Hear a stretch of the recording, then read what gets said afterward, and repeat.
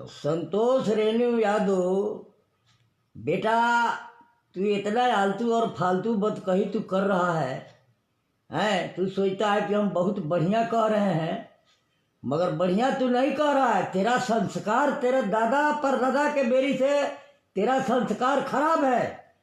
तेरे घर में संस्कार देने वाला कोई आदमी पैदा ही नहीं हुआ कि तू इतने फालतू बात, माँ बहन के गाली भी देता है, उल्टा सीधा बात कही करता है। तेरा शक्ति हो है तो तू उनको करके दिखाओ, जो वो नहीं किए तो हम कर दिए हैं।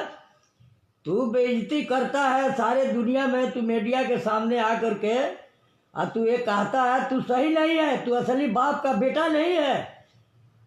तेरा खानदान जो है वो सही नहीं है कि तू ऐसे फालतू बात करता है। ये बड़ा दूसरे में पवन पांडे